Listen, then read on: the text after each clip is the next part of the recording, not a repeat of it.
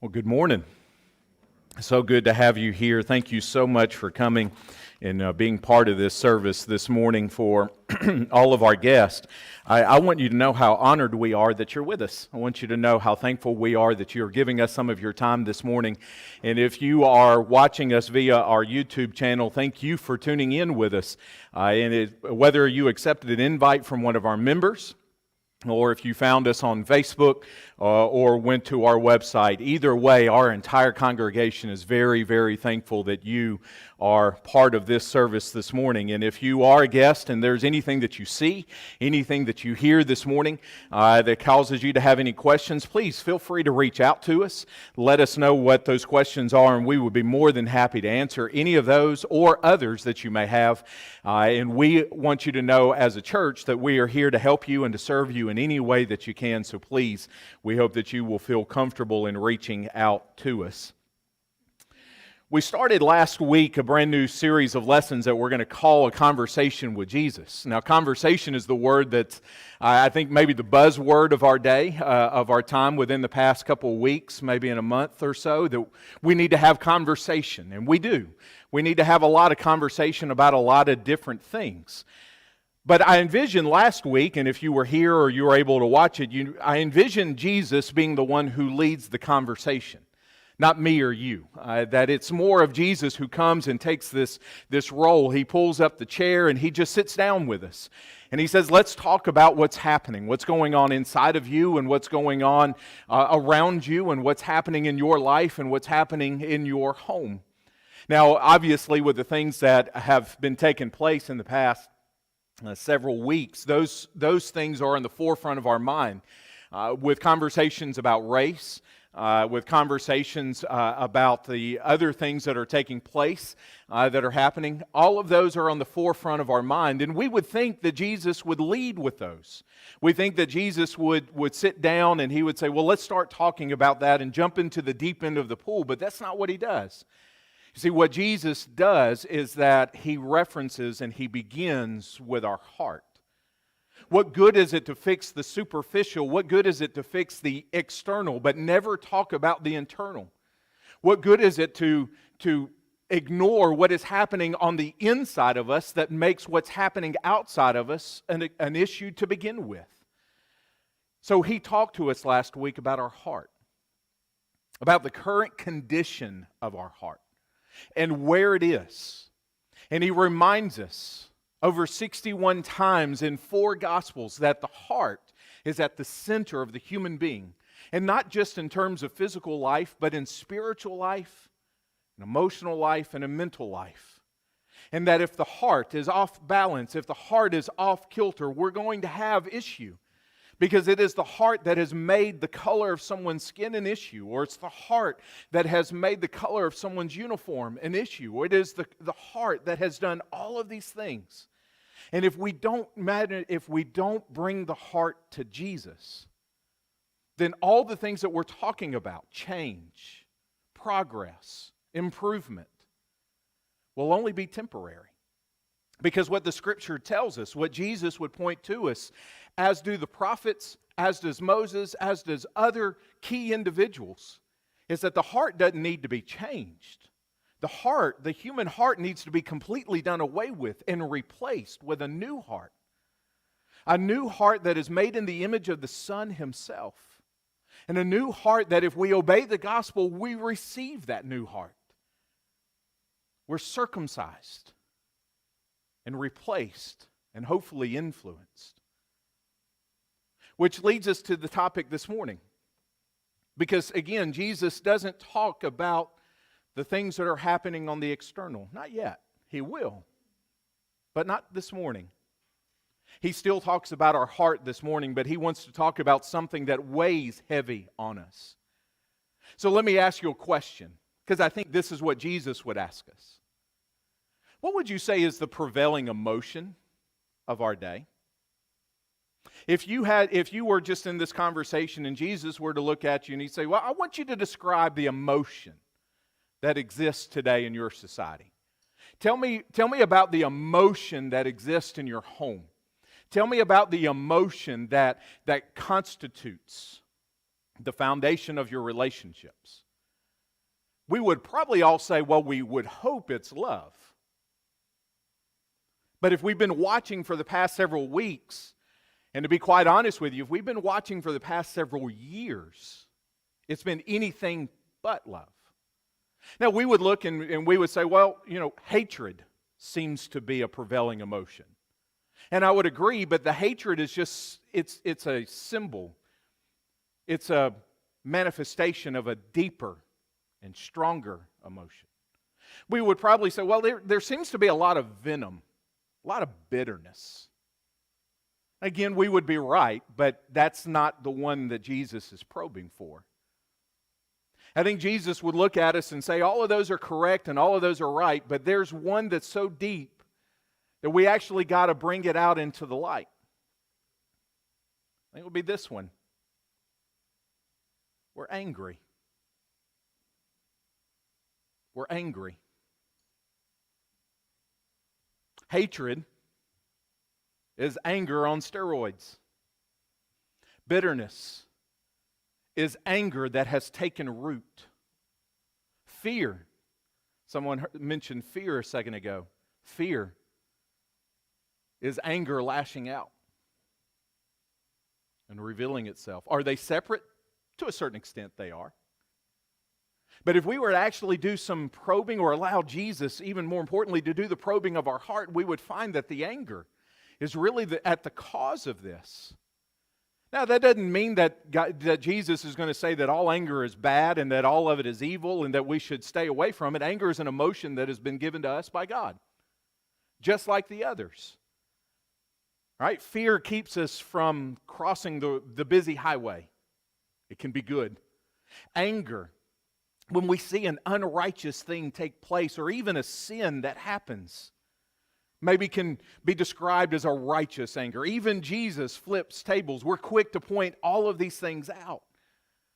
But I would be careful when we're pointing those out that when we use Jesus as that template, because Jesus was able to be angry and remain perfect in all of his ways in the middle of that. If there's something that we're not aware of or something that we need to be reminded of, is that it's very hard for us to be angry and not sin, as Ephesians tells us. But Jesus will pull this out, and he says, before we can deal with the topics that are here, we gotta deal with this emotion that seems to consume us. I don't know how you feel or what you're seeing or how you're responding. But if I had to describe kind of where we're at least in our little corner of the world, that I think this is what our anger is doing to us. We're setting our worlds on fire.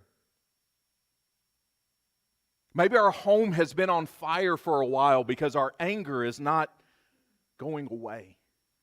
Maybe our relationships are deteriorating because our anger is not going away. Maybe work is a lot of struggle. Not just simply because I'm having to get used to working from home or remotely, but because I'm frustrated at how everything is.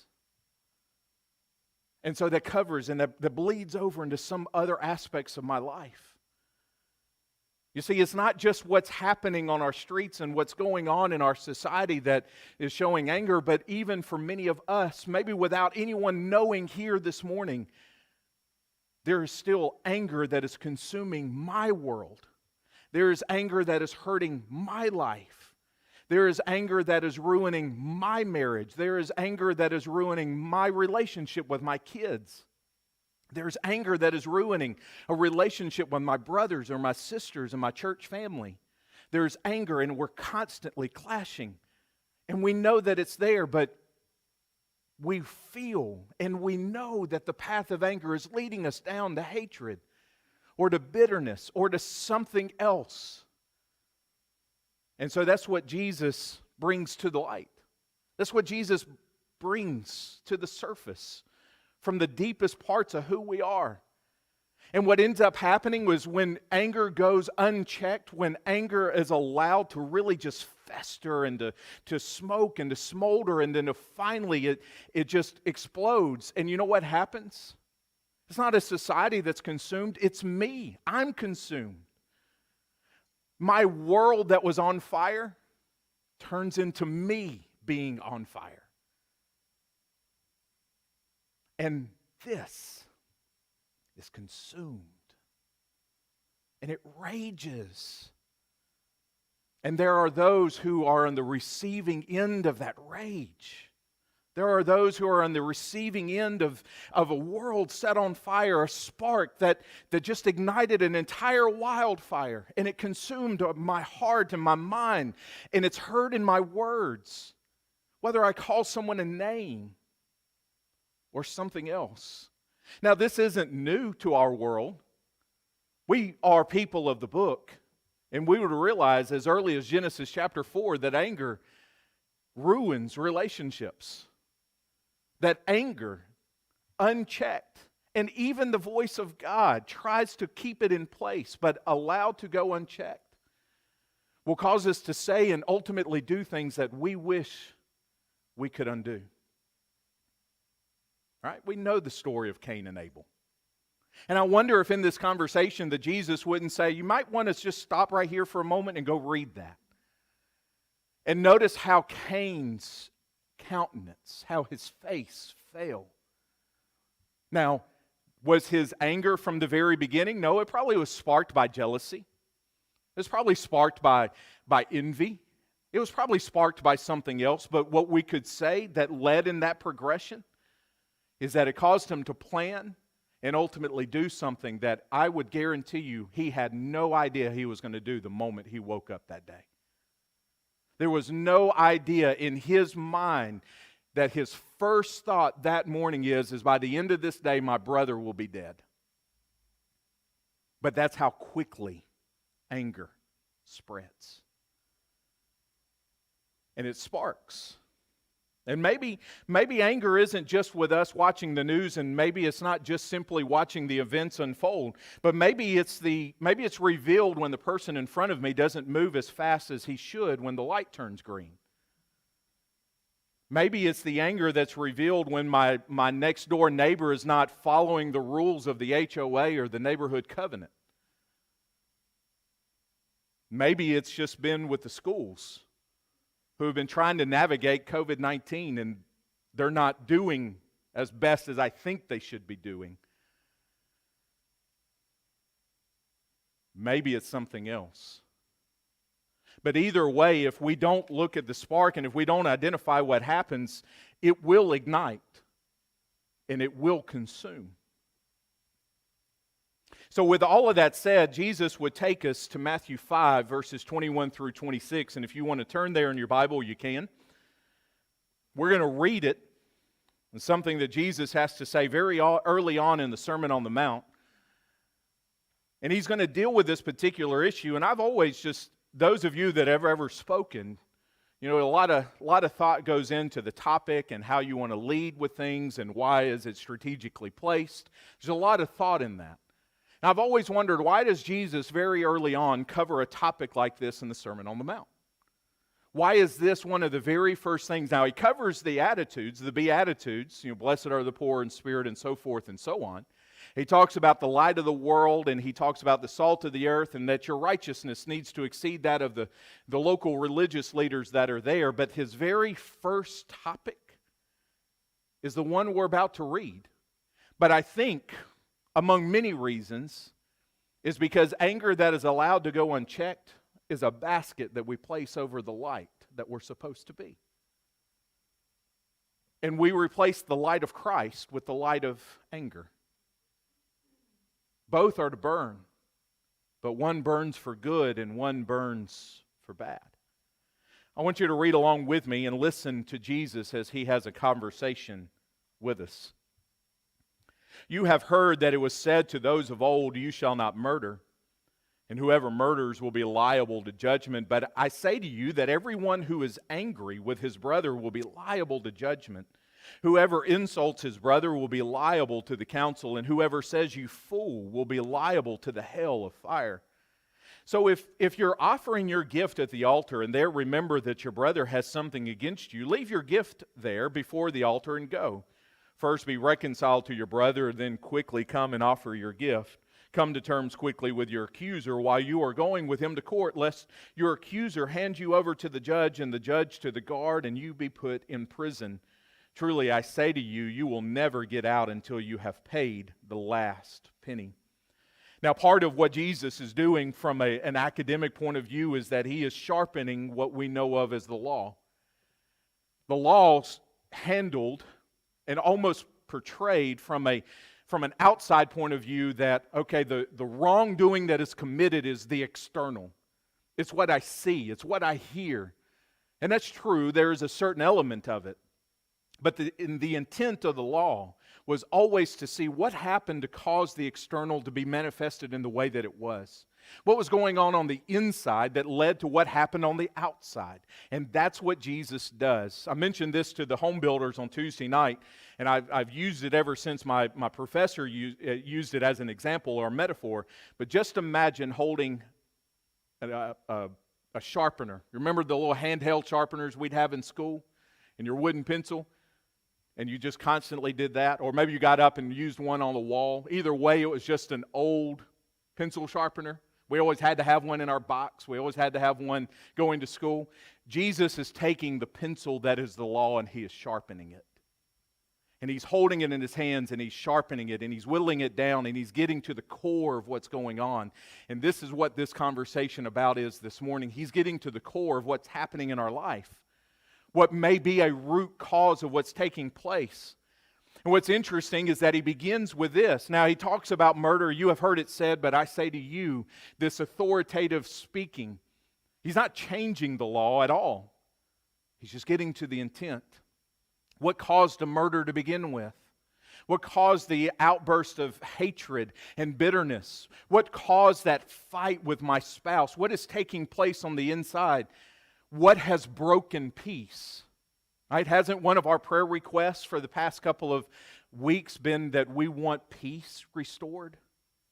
Right? We want peace back with our friends and our family. We want peace back with our cities and our homes. We want peace back, right? Isn't that one of our prayer requests? Well, I hope it has been.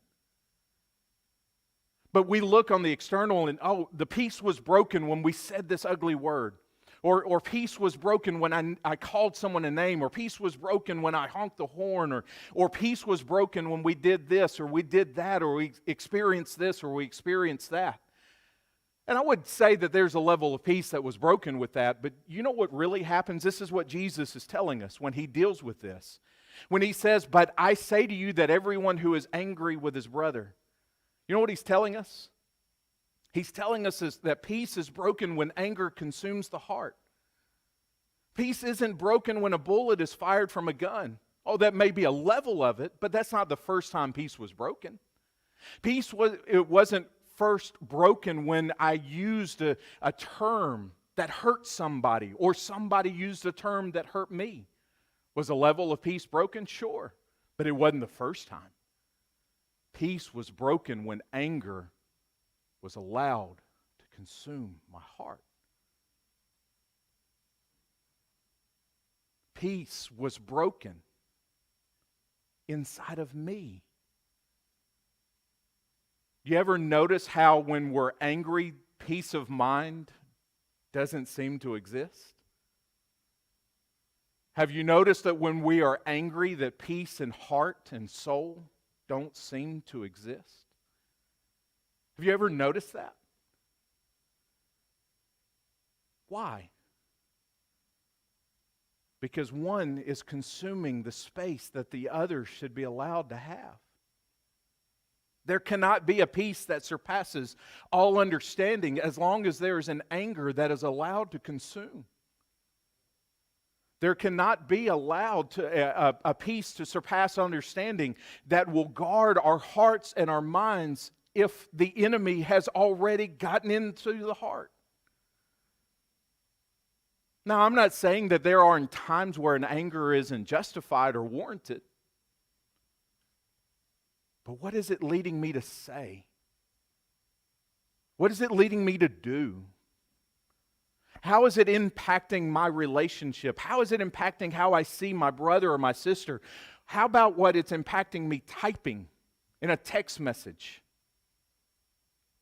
or on a post? What is it impacting me doing and saying? And Jesus would say that if you're looking out and you're looking at yourself and you say, man, I'm really not at peace, it's pretty possible that the anger that is there is taking the space that peace should have. And the peace of Christ can exist as long as anger is allowed to rage and to consume and allowed to go unchecked. And what's interesting is how Jesus mentions what takes place. Who's the guilty one in the passage? We would be quick to say, well, the one who murdered, and he would say, absolutely.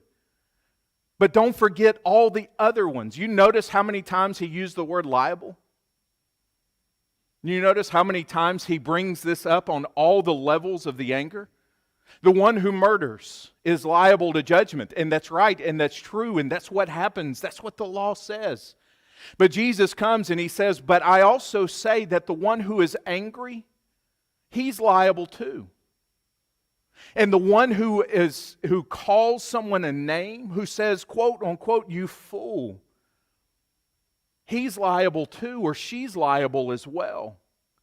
And the idea of liable actually carries two connotations. One is just that it carries the idea of guilt. All right, who's guilty? Who's guilty? But the other, and I didn't notice this until after some research this week and actually came across just this little nugget. But the idea of the word that Jesus uses for anger here in the original context is the idea of someone getting caught, someone getting trapped. Someone who walks in without realizing that they're going to walk into something that they're not going to be able to break free from. I've always wondered, why did Jesus talk about going to prison at the end of this? Why did Jesus talk about someone being, going through this level of being arrested and then handed over to the guard and then put into a prison? Why? Because anger traps us. Anger holds us prisoner. Anger, even if it started out as a justifiable rage in what's happening around us, and there should be things that are happening in our country that make us that way. But if it's not dealt with, it quickly turns into something that just traps us. It quickly turns into something that holds us as a prisoner. It quickly turns into something that rages and consumes. Maybe that's why we feel we're not making the progress that we wish we could make. Why we're looking for the pieces of evidence and the things that are there, because the anger has trapped us.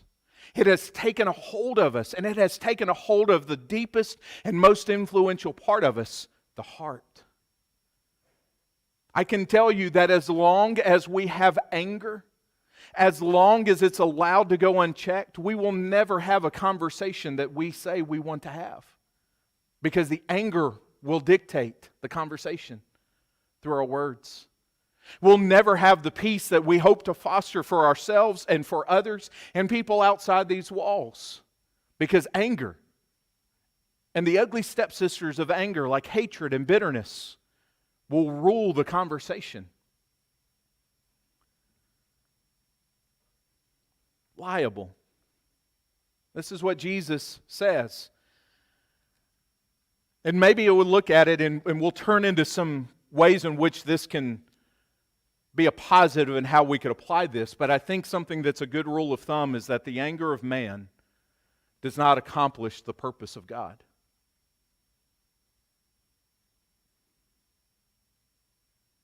The anger of man doesn't accomplish the purpose of God. Moses gets angry and strikes a rock and cannot go into the promised land. Others get angry in the Scripture that we would say are giants of the faith. The purpose of God is not thwarted.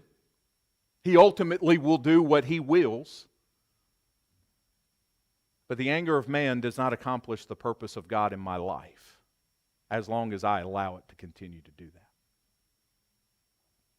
And what is the purpose of God? Love one another. Be at peace with one another. Serve one another. Show hospitality to one another. Forgive one another. And as we will see here, be reconciled to one another.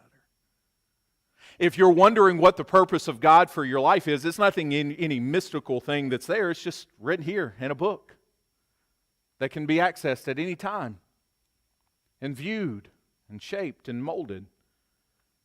So what are some of the things, where can I begin to start extinguishing this fire? How can this be accomplished? Where's the starting place? What would we do? And the first thing I would say is that we would pray. Now, I wouldn't say just prayer in general. I'd actually say that we pray about our emotion. Emotions are God-given, but they are not meant to drive life. Feelings, they're not meant to be the supreme aspect of our life. There's only one who should be supreme in our life, and that's Jesus. So maybe the thing that I should do in terms of prayer and dealing with my anger or frustration or being perturbed or being bothered is first and foremost, instead of conforming God to how I feel, let me conform how I feel to what God would say. Let that be molded. Let my feelings and my emotions and my anger, let it be molded instead of molding God to my image. Instead of having that happen. But there are other things that we would do, and this is what Jesus says. And it's a fascinating shift. Jesus has kind of been generic up to this point. Whoever, you notice this. But then he gets very practical, but he gets very specific, and he shifts the ground.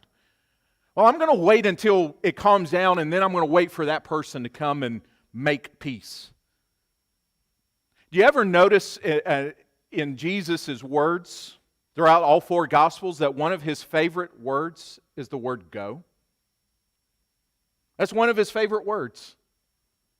The next time you read a Gospel all the way through, whether it's Matthew, Mark, Luke, or John, just look at how many times he tells an individual or a crowd, or in this case, anyone who's willing to listen, to go.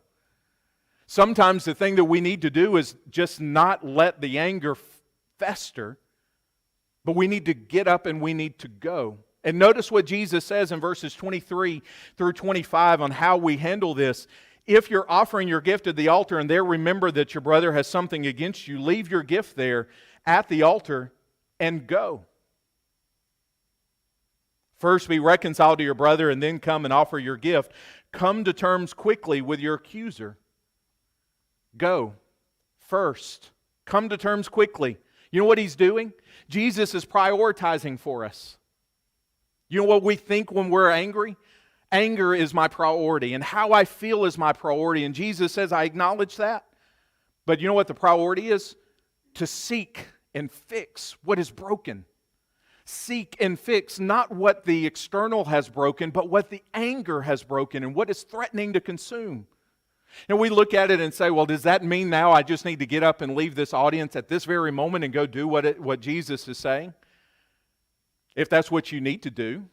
But I would say that even as soon as you left, and you left on bad terms with somebody, and this is part of shining light, this is us in the kingdom making the first move.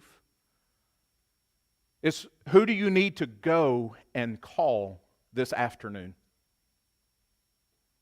Who do I need to go and text this afternoon? Who do I need to go and email this afternoon? Who do I need to go and sit down with if they're willing to sit down? Now, I recognize that reconciliation takes two. Forgiveness has always taken one individual. It always has. It always will. But reconciliation takes two. And I know we're quick to ask, well, what happens if they don't want to? Then they don't want to. And there's nothing we can do when somebody doesn't want to do anything. But I wonder what would happen, though, if we actually took Jesus' words and went and made the first move.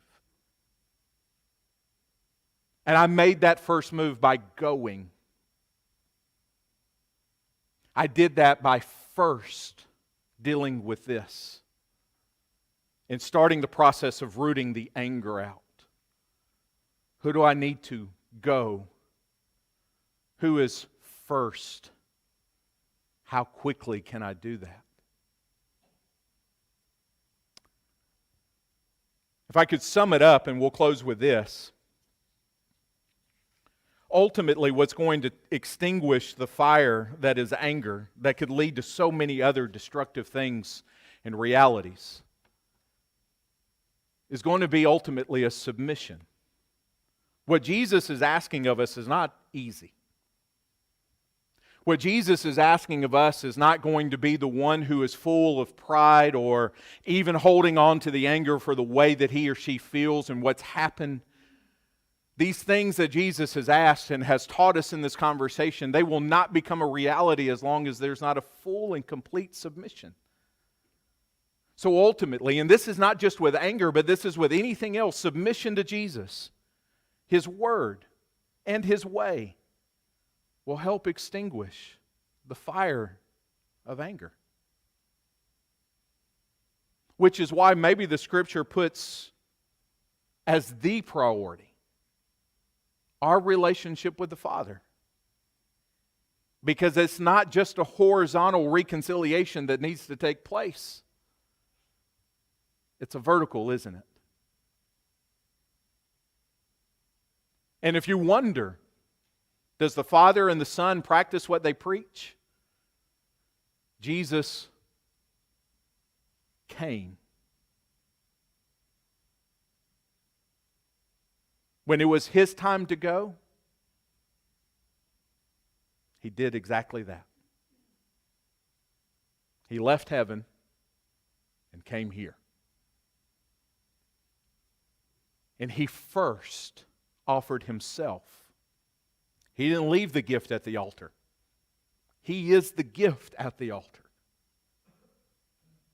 And He gave Himself to us so that we can be reconciled to the Father. And the anger that God had, and rightfully so, with sin and all the darkness and all the evil for the one who submits to Jesus, who believes and is baptized, that person doesn't have to know the anger and the wrath of the Father. Because the love of the Father extinguished anything that He had towards us when it came to sin. So maybe what needs to be done is, here this morning, you need to first be reconciled to the Father. To first believe and be baptized and have sin washed away. And then go and call and text or email or message and settle and come to terms quickly so that anger does not consume that which He wants to change.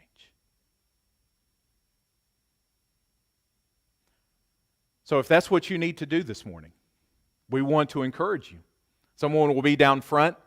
If you're ready to obey the gospel this morning, we are more than happy to help you in that way. If you have a prayer request and we can pray not just for you but with you, let us know. We are in this together. We all know this conversation. And yet He is kind and He is gentle and He is ready and He is willing, if you are. Why don't you come as we stand and as we sing?